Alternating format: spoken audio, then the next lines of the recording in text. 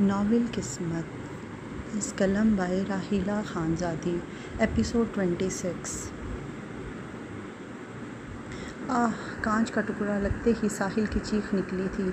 हिम्मत कैसे हुई मेरी बीवी को हाथ लगाने की। एहराज ने इसको बालों से पकड़कर फिर से टेबल पर दे मारा। बोल साले, नहीं तो मैं तेरी जान ले लूँगा। एहराज कोई जुनूनी लग रहा था और रमल इसके पागलपन को देखकर थर थर काँप रही थी। रेस्टोरेंट के अंदर और बाहर बैठे लोग ये मंजर देखकर सांस रोक गए। किसी में हिम्मत नहीं थी एहराज को रोकने की। खानज़ादा एहराज रईस आलम को कौन नहीं जानता था। एहराज की मार पर भी साहिल दर्द बुलाए इसे जलाने के लिए दांत निकाल रहा था। तेरी बीवी को हाथ कैसे लगाया, फिर से लगाकर बताऊं क्या? साहिल लड़खड़ाती आवाज़ में बोलकर एहराज को आग में झोंक गया। तेरी इतनी हिम्मत बास्टर्ड! एहराज ने इसको कॉलर से घसीटकर नीचे फेंका और झुककर पंच इसके मुंह पे मारने लगा। रमल जो कब से बुत बनी बैठी थी, किसी के हिलाने पर होश में आई, जो इस जुनूनी को रोकने का कह रही थी। रमल हड़बड़ी में उठी और इसको देखा साहिल बेहोश हो चुका था और इसका खून मतवातर ज़ख्मों से रिस रहा था। बस बस करो, मर जाएगा वो। रमल की आवाज़ हलक से निकली, पर एहराज की तरफ देखे बगैर और अनसुनी करता साहिल को मारने के दर पे था। वो रमल का गुस्सा भी इसी पर निकाल रहा था, जो किसी सूरत कम होने की बजाय और बढ़ता जा रहा था। जब रमल ने झुककर इसके कंधे पर हाथ रखा तो एहराज के हाथों को ब्रेक लगी। वो रमल का हाथ झटक कर उठा और गार्ड्स को कॉल करके साहिल को यहाँ से उठा के कहीं फेंकने का कहा। रमल इस डर से दूर खड़ी उंगलियां मरोड़ रही थी। जब एहराज इसकी तरफ मुड़ा और इसको बाजू से पकड़कर बाहर की तरफ बढ़ा, वो इतना तेज़ चल रहा था कि रमल को भागना पड़ रहा था और वो इसके साथ घसीटती भागती जा रही थी। एहराज रमल को पार्किंग में ले आया और झटके से गाड़ी के साथ लगाया। क्या कर रही थी इस बेगैरत के साथ? एहराज दोनों हाथ इसके इर्द गिर्द रख के गुस्से की ज़्यादती से इतना ऊंचा बोला कि रमल उछल पड़ी और आंखें ज़ोर से मींच ली। भूल गई वो क्या करने वाला था? जानते बूझते तुम इसके पास आई, आखिर क्यों? जवाब दो मुझे। ऐसी क्या तकलीफ़ हो गई थी जो किसी को बताना ज़रूरी नहीं समझा और बग़ैर गार्ड्स के निकली? एहराज अपने हाथों में बालों में हाथ फेर कर चीखा। रमल को एहराज से डर लग रहा था। वो रो रही थी। रोने से इसका निचला लब लरज़ रहा था। मैं तुमसे पूछ रहा हूँ, डैम इट, आखिर कब अकल आएगी तुम्हें? इसने कैसे छुआ तुम्हें? जवाब दो मुझे, क्यों आई तुम? एहराज ने इसको बुत बने खड़े देखकर झंझोड़ा। वो इसने मुझे बुलाया था। तुम एक नंबर की बेवकूफ़ और जाहिल लड़की हो। इसने बुलाया और भागी चली आई। अकल घास चढ़ने गई है। जानती हो वो कितना ख़तरनाक है, फिर भी तुम? हाँ जानती हूँ। आप कौन होते हैं मुझसे पूछने वाले? मेरी ज़िंदगी मेरी मर्ज़ी। आपको किसने कहा कि आप इसे इतना मारें? मैं यहाँ इससे बहुत ज़रूरी बात करने आई थी और अभी वो मुझे बताता आप टूट पड़े। आपको क्यों तकलीफ़ हो रही है? बताऊँ क्या तकलीफ़ है मुझे? इसने मेरी बीवी को छुआ। मेरी बीवी को? एहराज ने गाड़ी का पिछला दरवाज़ा खोलकर इसको अंदर धकेला और ख़ुद इसके ऊपर आता दरवाज़ा बंद कर चुका था। रमल एहराज को अपने ऊपर झुका देखकर डर गई, जिसकी आंखें लहू रंग हो गई थी। कैसे तुमने इसे खुद को हाथ लगाने दिया? एहराज रमल का वही गाल बेदर्दी से रगड़ कर बोला और फिर इसी हाथ से रमल पर झुके इसके बाल मुट्ठी में कैद कर लिए। रमल को चेहरे पर जलन होने लगी। और क्या कह रही थी? तलाक लोगी मुझसे? तुम्हारी इतनी जुर्रत कब से हो गई? एहराज अब असल बात पर आता इसके बालों पर पकड़ सख्त कर गया। रमल की सिसकी निकली। एक तो इसका बोझ और दूसरा अपने बालों पर इसकी बेरहमाना गिरफ्त। रमल को दिन में तारे नज़र आ गए। इस डोगी से शादी करनी है तुम्हें? वो धाड़ा कि रमल जल्दी से नामे सर हिलाने लगी। एहराज ने रमल की आंखों में दर्द और खौफ देखकर इसके बालों को झटका दिया और इसकी गर्दन पर झुककर अपने दांत गाड़ दिए। रमल मचल उठी।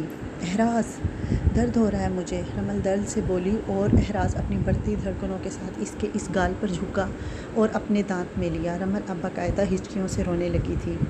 एहराज बग़ैर परवाह किए इसके लबों पर झुका और अपना गुस्सा इसमें उंडेलने लगा। रमल जी जान से काम थी। इसका सांस बंद हो रहा था और जिस्म पसीने में भीग चुका था। एहराज का गुस्सा किसी सूरत कम नहीं हो रहा था। वो इसकी बिगड़ती हालत देखकर उठा और इसको भी खींचकर उठाया कि वो इसके सीने से आ लगी। एहराज इसकी कलाई पकड़कर पुश्त पर ले गया और इसकी गर्दन में मुंह देकर अपनी दाढ़ी से हिलाई। तलाक का लफ्ज़ अपनी ज़ुबान पर मत लाना, नहीं तो तुम्हारी ज़ुबान काट दूँगा। वो सर्द लहजे में बोल रहा था कि रमल की रीढ़ की हड्डी में सनसनाहट सी महसूस हुई और दिल इसके यूं करीब होने पर पसलियाँ तोड़कर बाहर आने को मचल रहा था।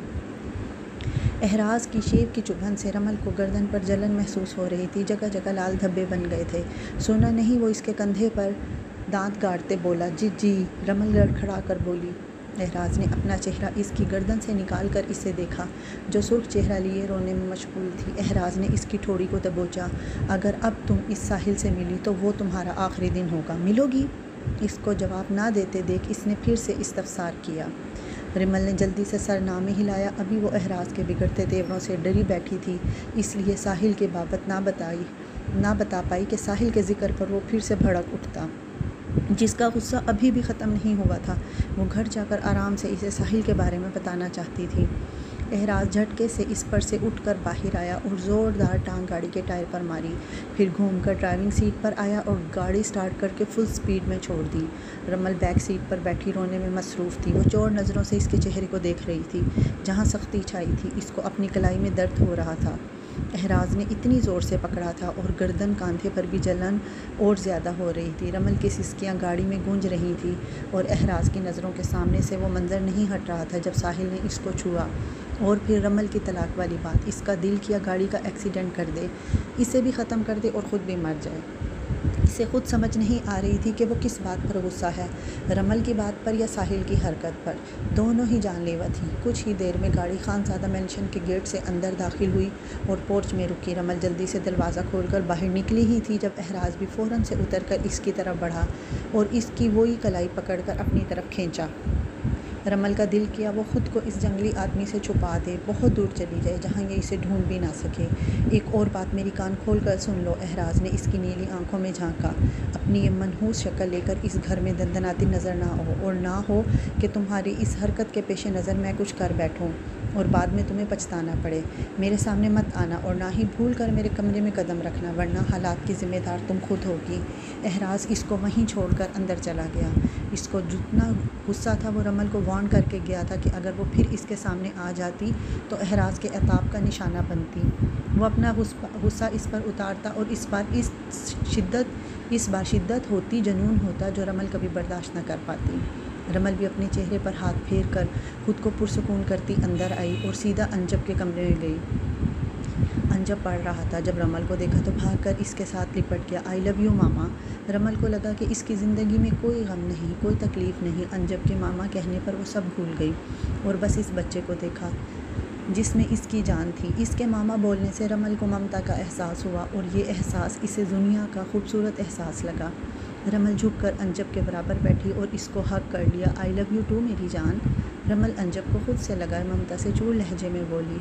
अंजब को भी आज पहली बार माँ का एहसास हो रहा था और इसकी खुशी दीदनी थी। अंजब ने अपने नन्हे लब रमल की गाल पर रख दिए तो बदले में रमल ने भी वही दोहराया और अंजब को गुदगुदी करने लगी, जिससे दोनों की खिलखिलाहटें गूंजी। वो अंजब को प्यार करके अभी आने का कहकर चेंज करने के लिए इसके कमरे से निकली कि मुलाजमा काफ़ी लेकर एहराज के कमरे की जानिब आ रही थी। रमल ने एहराज को साहिल के बारे अभी बताने का सोचा और ये भी कि वो क्यों गई और इसकी बहन को भी साहिल ने ही मरवाया है, ना कि इसने। वो जितनी जल्दी हो सके एहराज को हकीकत बताना चाहती थी कि पहले ही बहुत देर हो चुकी थी और वो मज़ीद ये इल्ज़ाम लेकर नहीं जी सकती थी।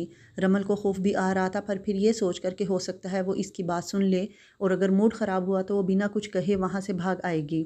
वो बस जल्द अज जल्द इस शख्स को बताना चाहती थी कि इसका और साहिल का कोई ताल्लुक़ नहीं, वो किसी वजह से गई थी और वो वजह मनाल आपी थी। रुको, रमल ने मुलाजमा से कहा। इससे पहले कि वो कमरे में जाती रमल की आवाज़ पर रुकी। ये कॉफ़ी मैं दे आऊँगी, आप जाओ। रमल ने ट्रे थाम ली और होले से दरवाज़ा खोले कमरे में आई। इसने इर्द गिर्द देखा पर एहराज नहीं था। वॉशरूम से पानी गिरने की आवाज़ आ रही थी। वो मगलिए लब कुचल रही थी कि अब बात करे या फिर भाग जाए। अभी रमल ये सोच ही रही थी जब एहराज वॉशरूम से बाहर आया।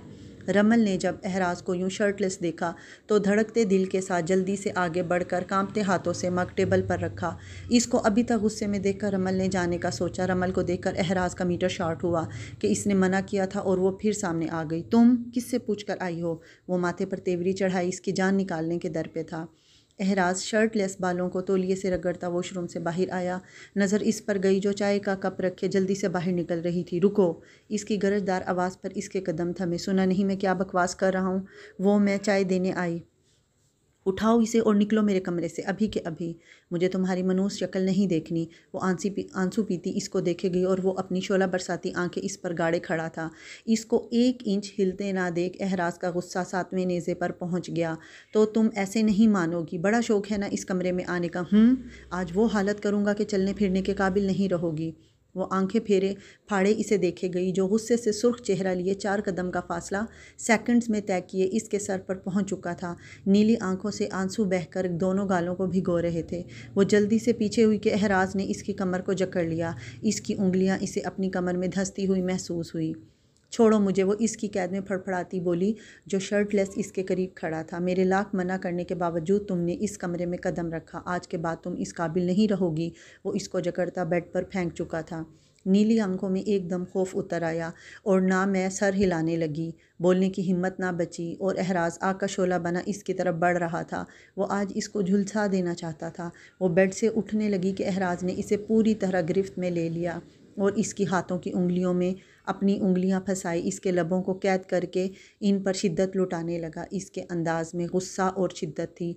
वो इसकी गिरफ्त में फड़फड़ा भी ना सकी। एहराज पूरी तरह इसको अपनी कैद में लिए इसके पुरशिद्दत लटाता रहा। अभी थोड़ी ही देर गुजरी थी कि वो बर्दाश्त न कर पाई और होशो खुर्द से बेगाना हो गई। वो इसको हिलते ना देख इस पर से उठा। Damn it! और ज़ोर का मुक्का मिरर में जड़ दिया। शीशा टूटकर चकनाचूर हो गया। इसके हाथ में छोटे छोटे कांच के टुकड़े ज़ख्मी कर गए, पर वो अपने बालों में हाथ फेरे गुस्से पर काबू पाने में लगा, जो बजाय कम होने के और ज़्यादा होता जा रहा था। जो बेड पर बेहोश पड़ी थी।